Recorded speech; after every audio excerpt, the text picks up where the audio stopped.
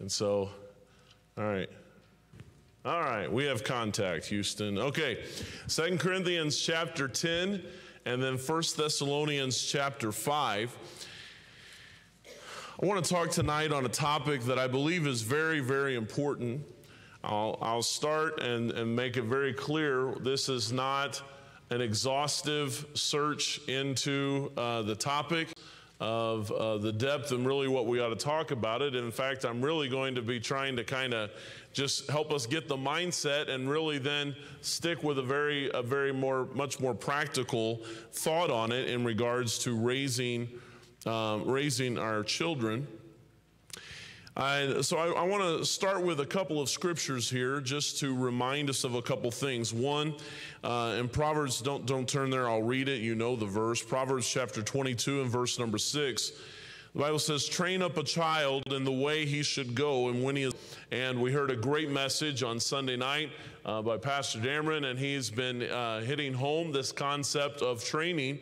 And there's a lot of things that go into training. I'm glad it says that. I think sometimes we read that and we read it, discipline your child in the way he should go, and when he is old, he'll not depart from it. There's a lot more to training than just discipline. That's one aspect of it. But there's also teaching, and there's also testing, and there's also proving, and all of those things, especially in the teenage years, are extremely important or not, and they will be out of the home.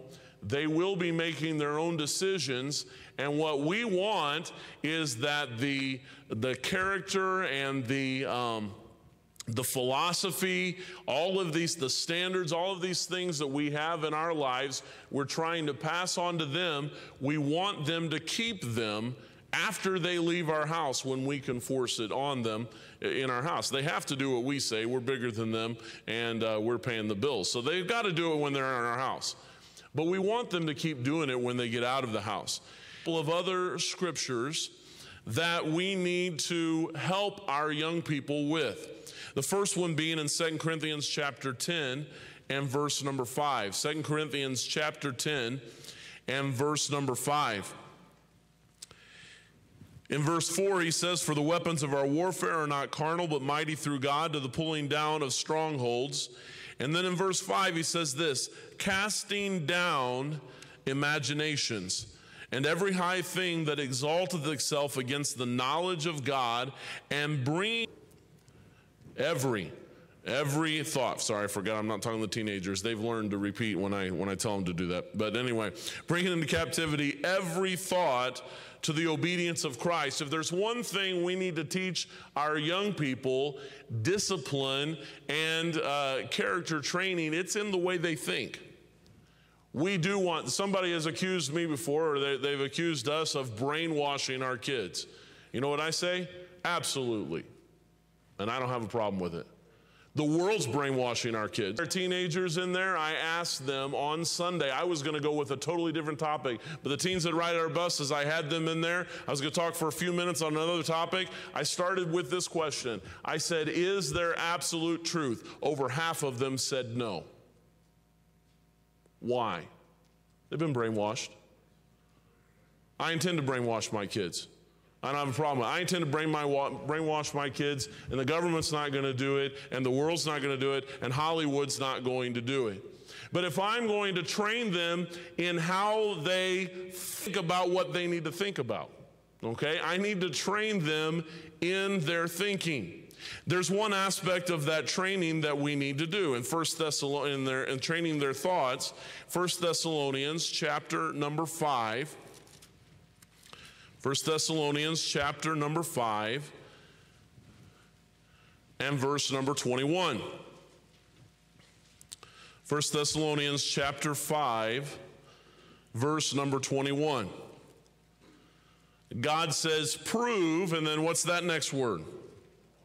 Prove all things, past that which is good. God said we are to put everything to the test. The world tries to tell us don't judge. What they want us to do is be a zombie. Listen to what they say. No, we need to teach our young people how to prove all things, how to test all things. Now that's got its difficulties, and I'm not saying when they're 4, they need to question why you just told them to pick up their room. That's not the time to prove all things. But you know what? When they are teenagers, our teenagers know we have a reason for what we believe. And it's good for them to learn what it is. I remember, you talk about the topic of dress. And I remember the time, I was about 13 years old, when I went to my dad because a young man at school said, you know what, I don't have a problem with this particular type of dress. I don't see what the big deal is. And in fact, I think girls look kind of cute that way. That was his exact statement. And I said, no, it's wrong. He goes, why? I said, because, and I said so. Now, there's nothing wrong with that statement, but it's not going to hold water with another teenager. So I went home to my dad. I said, Dad, I know you believe this. I know we believe this because it's in the Bible. I just don't know where. Could you show me? And I remember this. My dad took me to some scriptures. He showed me, and I said, okay, that makes sense. And from that day forward, that conviction has been my conviction.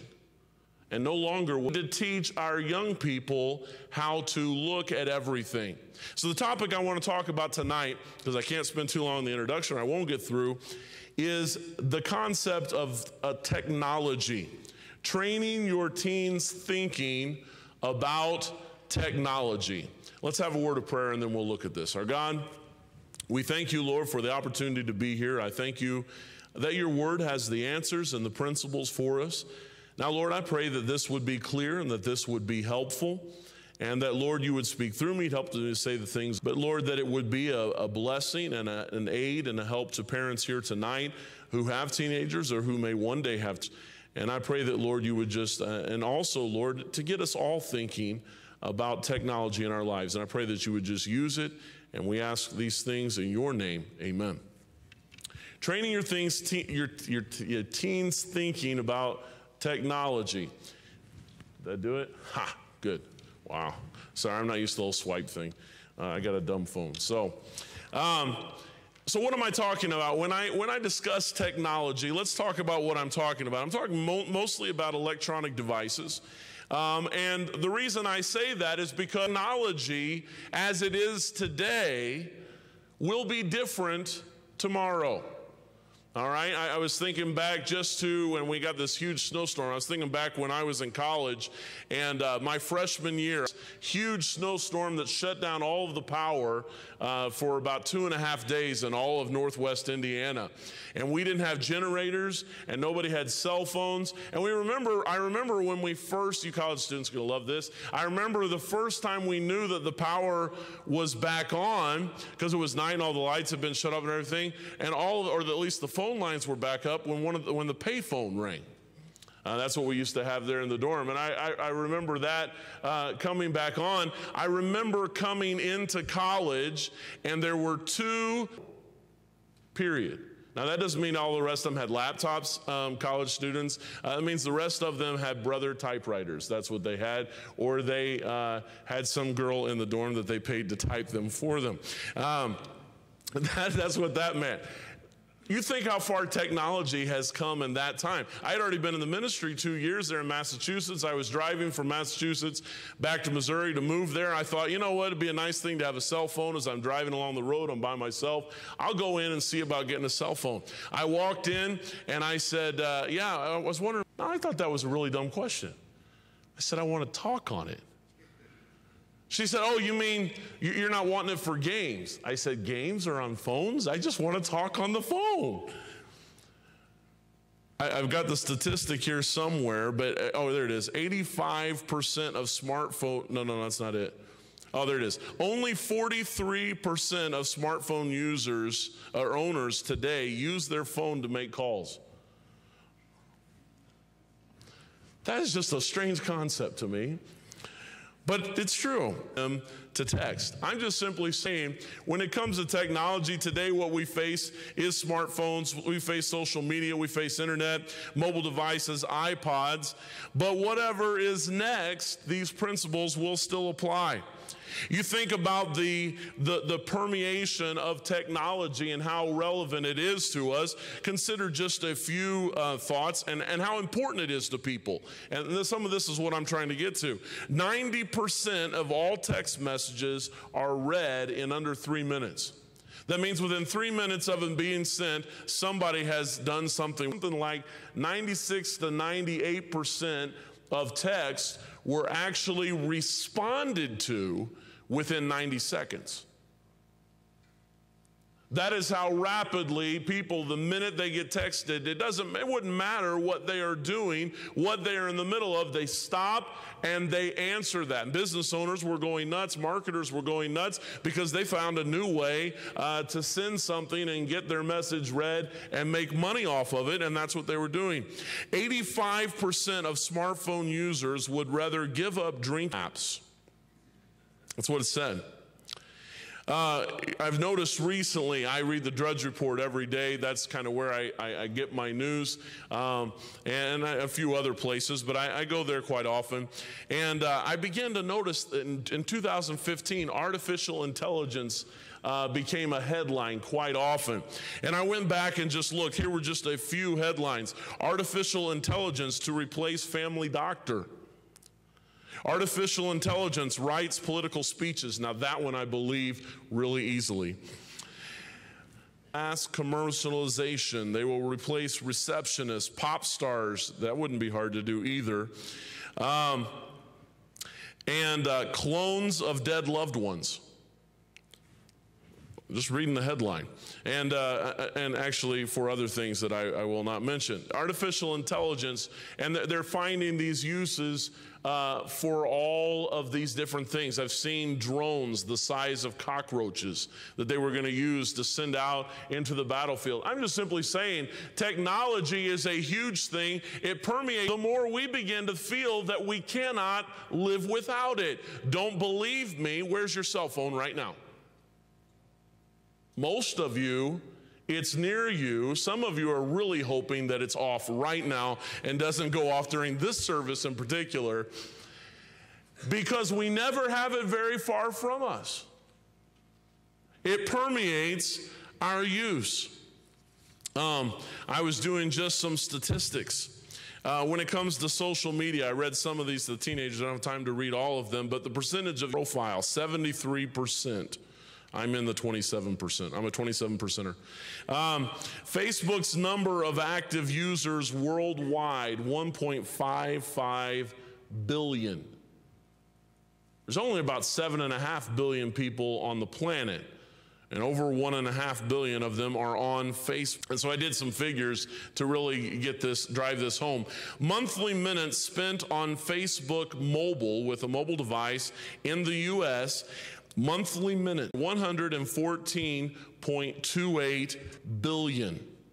Now let me just translate that for you. That means in a month in the United States, time spent on Facebook equals 76,361,111 days. That's 217,427 years and 7 months spent on social media. That's the day and age we live in. I did some figures for the bus teens. I was talking a little bit about belonging to something. Find the top 20 or top 50 or something celebrity or people on Facebook with the most number of followers. And I went through earlier, I didn't finalize my total, but at least in the top 11. The top 11, and by the way, they're all entertainment. They're all actors or singers, and a couple of them are soccer. But in their total followers on Facebook and Twitter, there was over 1 billion followers of just 11 people. I say this, we teach. Here in this church, I believe we take time to teach our teenagers about principles for when they get out of high school and they can begin dating. We take time to teach them about dress. I had a DYF night, a Defend Your Faith night the other night. We teach them a number of different things to defend, but I would ask you this question, parent. When is the last time you sat down and had a conversation with your teenager about technology? And let me put it down home for you. Within the last 2 years, one of our graduates from high school, I don't remember who it was, to be perfectly honest. I'm glad I don't, so you can't ask me. I don't remember who it was. But one of them, within the last 2 years, had a Facebook profile within 30 minutes of graduation being over. Now, you'll excuse me, and if you're the one in here, I apologize, but I really do mean this. You have no life. I'm sorry, if within 30 minutes of graduating, there's all these people here to talk to you and celebrating your graduation, the highlight of your escaping the youth group is to get a Facebook profile, you're a loser. It happens because when they get out of high school, we have restricted them having all of this technology, which I believe we should do. I'm 100% for that. We don't let them have a social media profile. They don't need one. Personally, I don't think when they graduate they need one anyway, but they don't need one, and we do restrict all of this. But when they graduate, what are they going to do? Well, I can tell you, most of them have a phone. Most of them get a tablet. And do we need to teach them how to think about that? All right, losing time here. So, facts, when it comes to technology, and my goal tonight, again, by way of introduction here, my goal tonight is to give you some information to help you a little bit in your thinking about technology and to give you some principles to teach your teenager about that. All right, fact number one. Is it up there? Ah, wonderful. Your teens will use and adapt faster to newer technology than you will. Your teens, that's a fact. You say, well, prove it. All right, just go down to McDonald's and just take a look at the people sitting in there. All right, your teens, or I'll do one, bend it to your 3-year-old. And you'll be amazed what they can pull off with that. Why? Because they've watched you. Our kids watch us. They learn everything that we do and that we say. They're watching everything, and so whatever we do with some form of technology, they're going to figure it out as well. And they will figure it out faster because their minds are young. They are impressionable. So your teens will use and adapt faster to newer technology than you will. All right, fact number 2.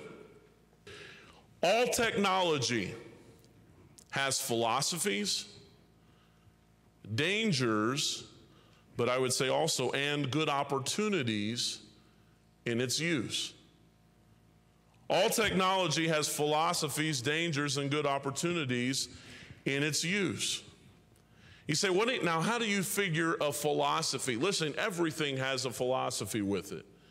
Most technologies' immediate philosophy, if we don't think about it or we don't think through it, it's the handiness of having a cell phone, the handiness of having a tablet, the handiness to ask Siri,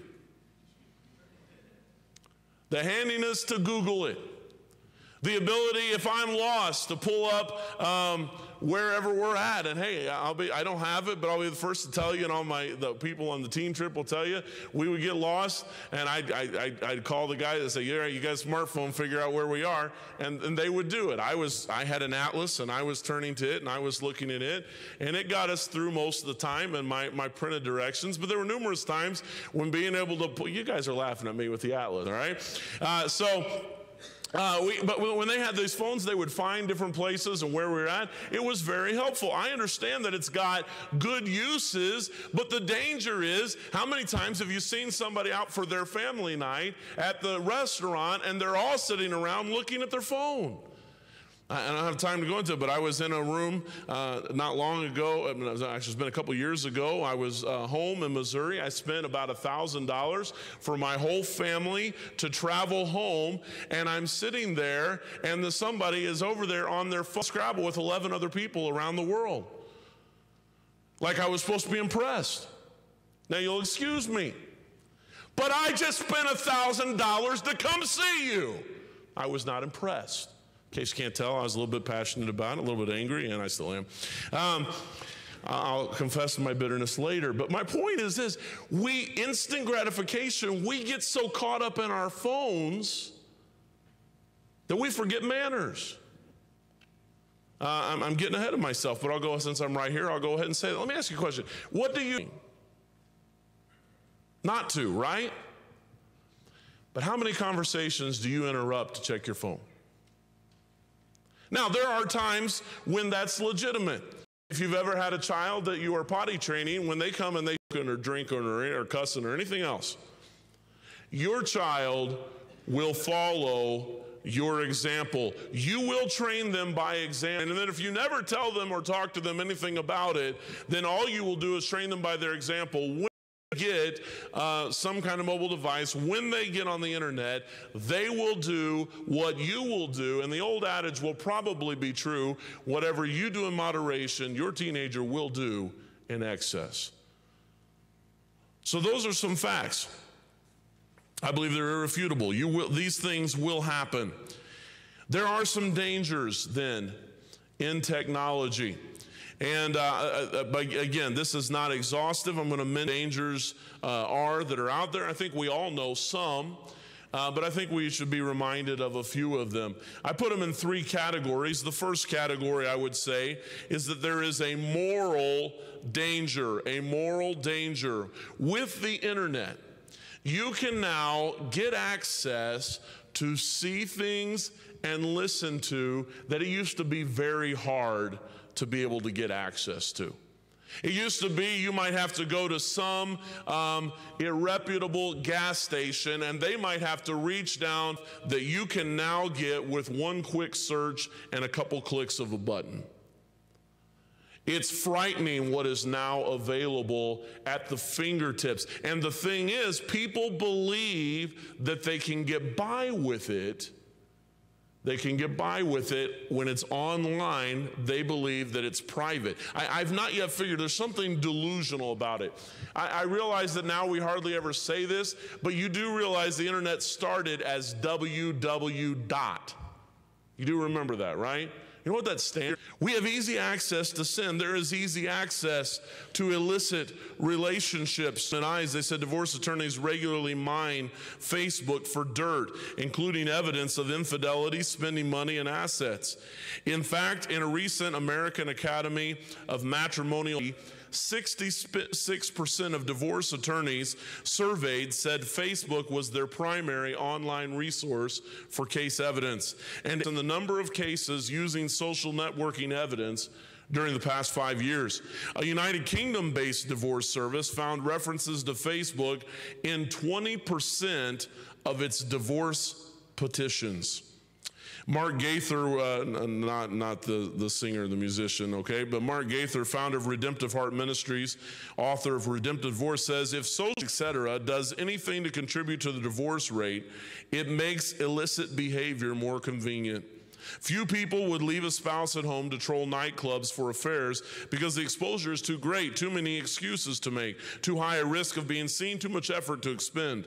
The internet, however, offers anonymity and a concentrated pool of potential cheating partners, especially if the philanderer knows where to look. The internet offers a less risky entrance to the world of cheating for someone who would otherwise choose a more constructive path. What a sad fact. That's for our young people to all of a sudden find that world out there available to them. I would say even, well, okay, this comes in the next one. Social danger. Social danger. I put it this way: a selfish perspective of relationships. A selfish perspective of relationships. Let me ask you a question, okay? If every time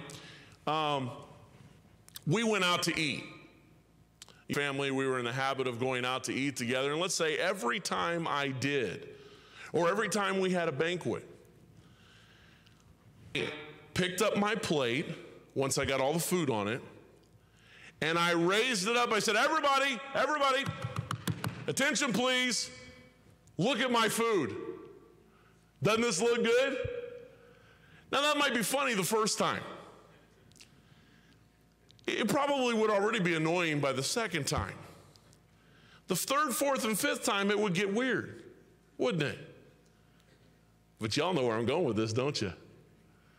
People do it all the time on Facebook. Take a look at what I'm eating. What are they saying I'm doing in my life right now? They don't ever ask, what are you eating today? No. Why? Because the original name for the first social media website that went wild was really the heart of it, MySpace. And now just because Facebook has become more popular and it's got a lot more controls and we can control it a whole lot better, it still is usually about me. And it's comment on what I'm doing. That is not a normal relationship. Try that with your wife, men. No, don't try it, please. And ladies, don't try that with your husband. Why? Because when you say something, you may tell them about your day. Oh, I had a horrible day. Or, oh, I had a wonderful day. And you go on and on and on about it. But you know it's true, don't you? Because some of us guys, sometimes we get like this. We spout off, we get it all out of our system, and then we're ready to get work on something. And your wife's right there going, so today I am like, sorry, honey, I'm busy. No, that doesn't go over real good. They want a relationship. That's called a conversation. It's not one-sided, but we have young people that grow up and believe that it is one-sided. Excuse me, that is why when we bring them into church and we try to talk to them, they don't understand why it's not okay for them to be on their phones while we're talking and while we're teaching them. Why? Because they have grown up in a society that says, me first, my device. They all sit in the car and they've all got their headphones and they're all listening to a different thing together anymore, and the world revolves around them. And then they don't know what to do when they face reality, and they don't know what to do when they talk to people. It's a virtual world that they create for themselves online. It's dangerous. It mars the lines of separation. When Facebook first came out, the reason that most folks 35, 40 years and older got on it was to renew old acquaintances. Some of my family did that. And they said, oh, it's great. I'm talking to someone who used to go to that church that we left. And I probably would do it now, but when all this first started coming out, I was a little calmer about all of this. But I wanted to say, did you forget why we left that church? Do you remember that we left because it was harmful to your family? It was harmful to us, and so we separated. Still a good Bible word. We separated from that. You know what? We separate. We can do it here, and people leave our church and they're mad and they get on there. See, if I were to pull it up right now and some of your Facebook pages, I know what I would find. I'd find you're friends with them. Why? Excuse me. Why? It begs a question.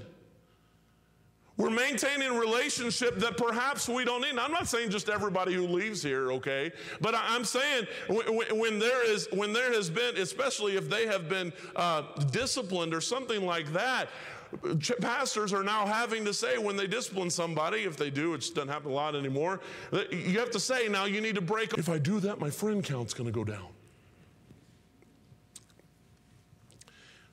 Shows a problem with our social perspective. Spiritual danger. There's spiritual dangers, a number of them. One simple one is distraction from life's responsibilities. I found it funny. I'm just going to go ahead and say it anyway. We were Monday night of Empowered Youth. We had these different rooms.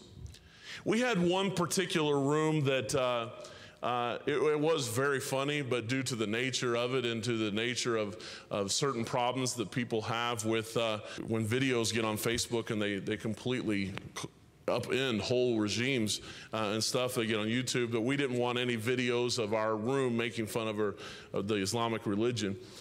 So we didn't really want it on there. So we asked that they not have their phones. And so we had them all put their phones on a table. Of course, none of the teenagers were supposed to have them, but a lot of college kids were along there, and they had to do that. And I found it funny, okay? It was in the wrestling room. We all know where the wrestling room is, right?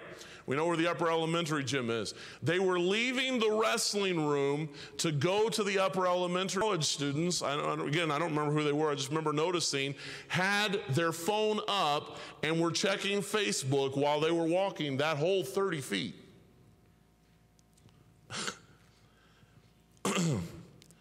It's a bit of a distraction. We should be training our teens to work and to focus on what they're doing.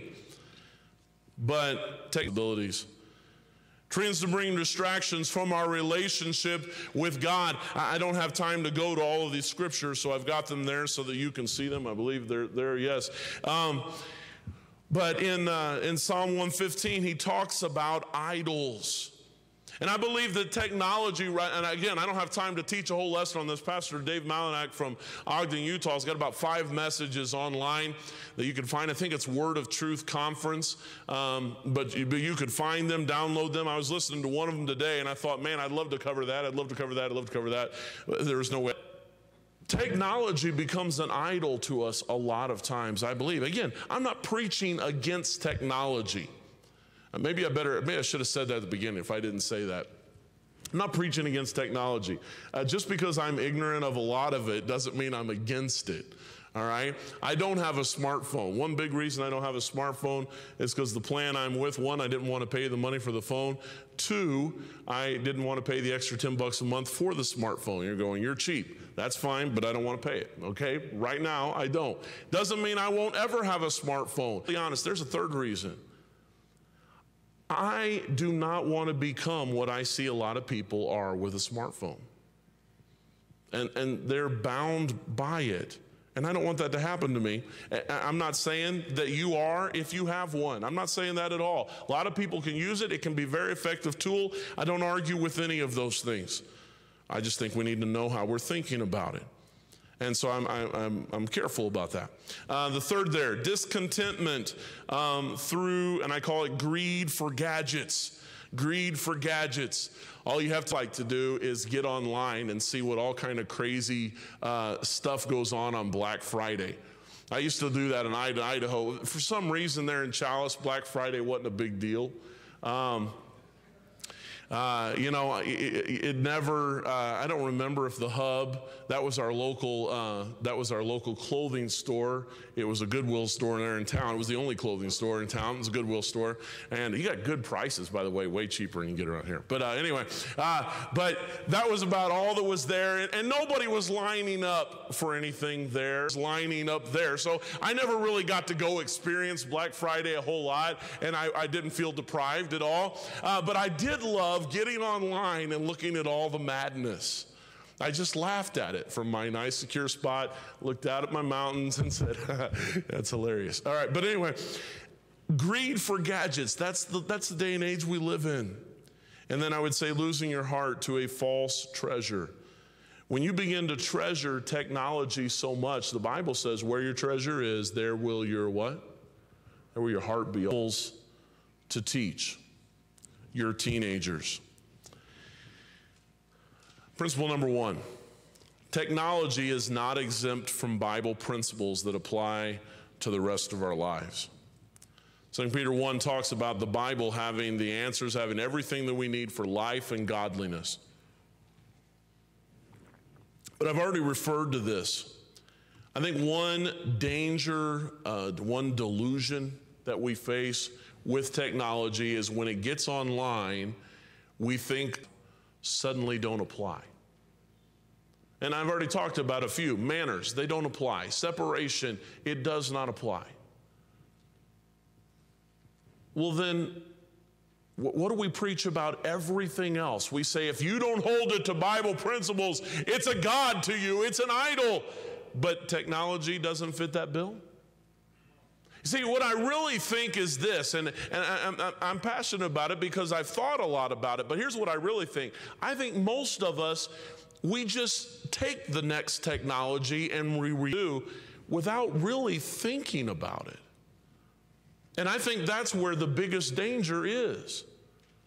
I'm not trying to be rude or being, what's the word? I'm not despising of anybody. But I am just trying to say, I think we need to spend more time actually thinking about what we do with these things. Technology is not exempt. The Bible applies to every area of our life, then it applies to technology too. Principle number 2, technology should be a tool and not a master.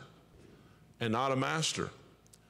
I was listening to Pastor Malachi preach, and he made this point. You've been having your devotions and the phone rang, and you immediately jump up to go answer it. Whether it's the home phone or if you have one still or a cell phone or whatever. How many times do we do that? Why do we do that? Well, the phone rang, or it beeps. I got a text. I got to find out what that is. We're talking to God. Do we think about that? We're talking to God. And we wonder why our teenagers struggle with having their devotions. If they say it's interrupt our devotions constantly, then what have we taught them? Technology should be a tool and not a master. It's a very valuable tool. I'm trying to use it here tonight. I'm actually somewhat successful thanks to Mr. Brzezinski. I'm just doing what he told me to do.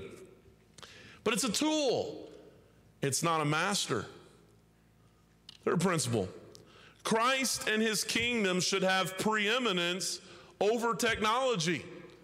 Now, again, we know that, but let's apply it. Colossians 1:18, that in all preeminence means before first place.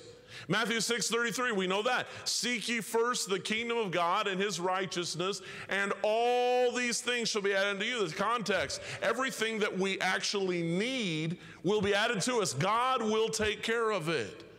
So we seek him first. Again, technology can be helpful. It's a tool.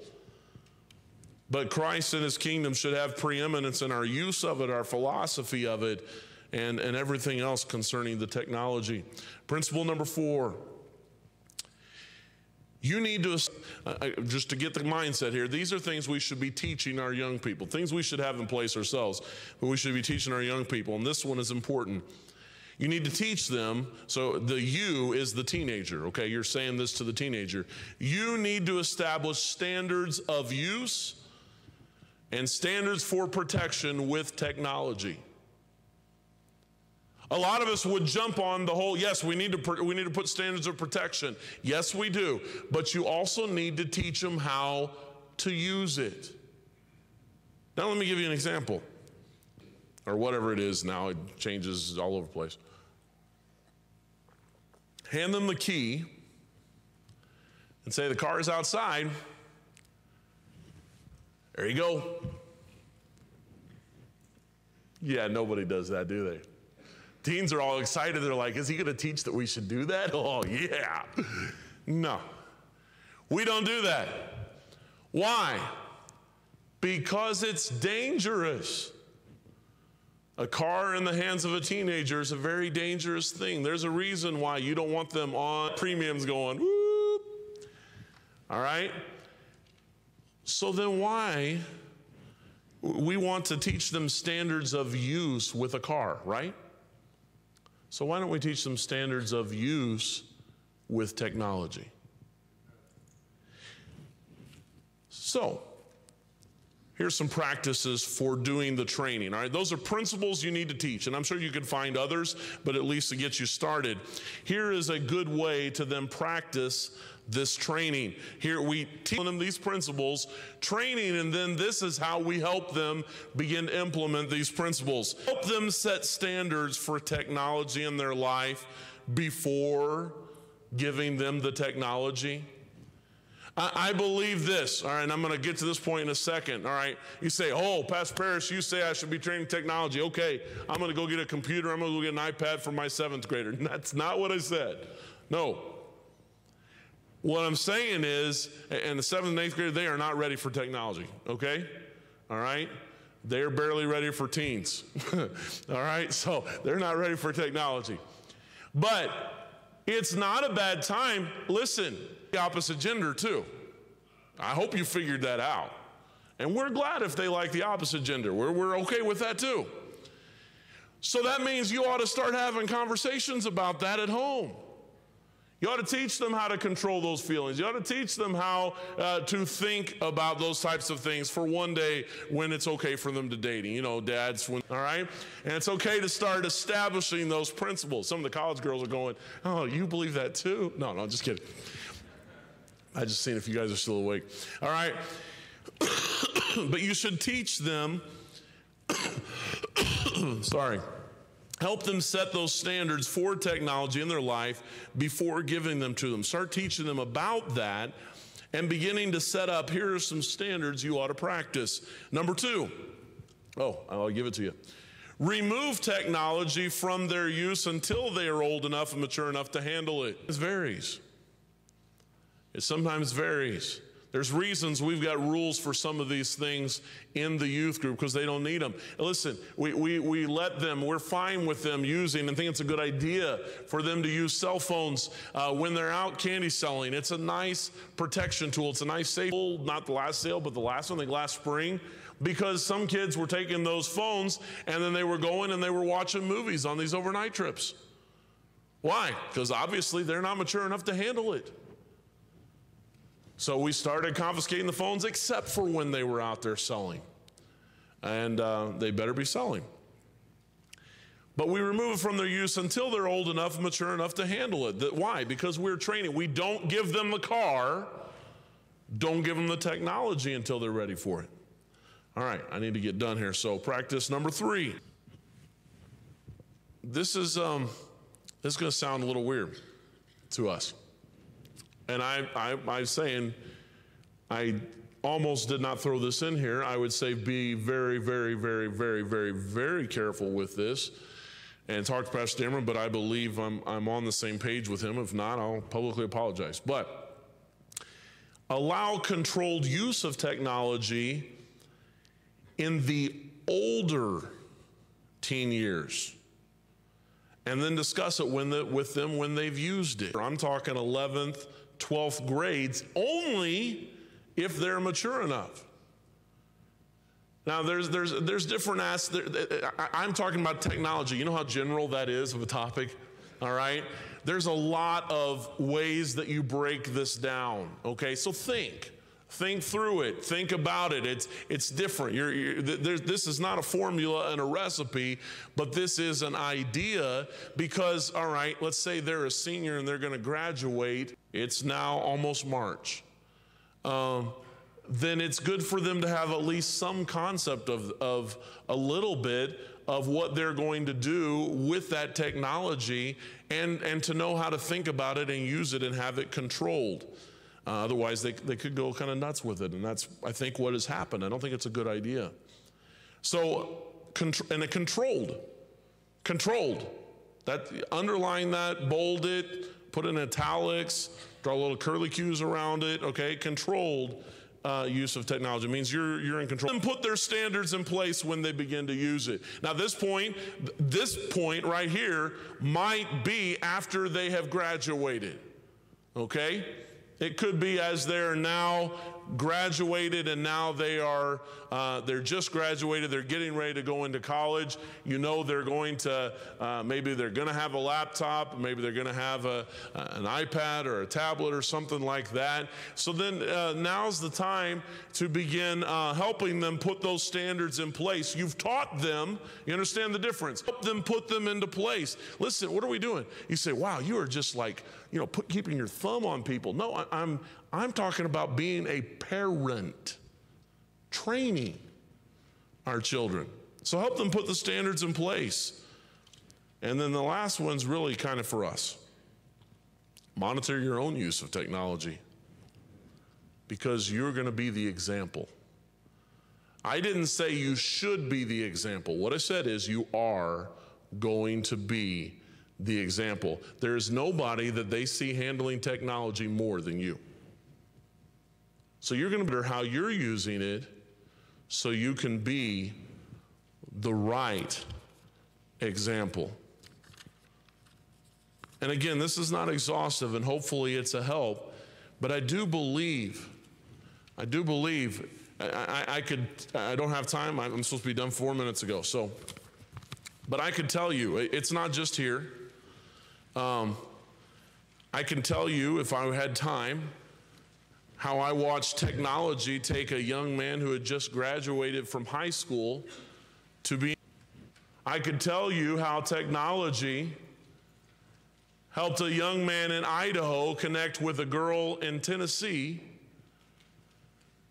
and parents did not even know about it, and that girl knew everything about his home. The reason I found out about it was right before Christmas. He came home, mom did a bag check, found an iPod there. At that point, I didn't even know you could connect to the internet with an iPod. And this number kept coming up. I said, well, what's the number? She told me. I looked it up on the internet. I figured out it was in Nashville, Tennessee. I said, well, you know what? I'll just give her a call. So I did. Or give him. I didn't know what it was. I gave a phone call. This girl answers, yes. I said, hey, yes, I understand you're friends with so-and-so. His parents are wondering why your number keeps popping up on his iPod. Click. And then I get a text. Again, teens don't know how to handle this stuff, so they can't handle talking. So I get this text, who are you? So I dialed her right back. Said, if you stay on the phone, I'll tell you. I don't text. Still don't. Less forced to be having any contact on the internet. She said, I know. She said, yeah, he's told me all about it. She began to tell everything about his brothers, everything about his family. She knew all this stuff. And listen, this is what she said. This is the audacity of a teenager. She said, and I just think it's very unfair that his parents are treating him that way. You little shrimp in Tennessee who's never met anybody, but she found it out on the internet, and so therefore it's gospel. I said, young lady, I said, let me ask you a question. How do you know I'm not a stalker standing outside your house right now? You know. I said, I'm his pastor, and I'm in Idaho. I said, but you don't know that. I said, I know you live in Tennessee. She said, you do? I said, yeah, I do. And I said, if I were really good and a little bit more technologically advanced, I could know exactly where you're at right now. Well, my mom trusts me. I say, your mom's a fool. I'm sorry, but she is. I'm just saying, I've watched technology hurt a lot of young people. And it can be a useful tool when they become adults and they're old enough, and how we teach about it. Let's have a word of prayer. Father, we thank you for your word. I pray, Lord, this lesson's been a practical help to, God, a reminder, Lord. I've been reminded again just to examine my own use of technology. And I pray that, Lord, we would all be reminded of that through this.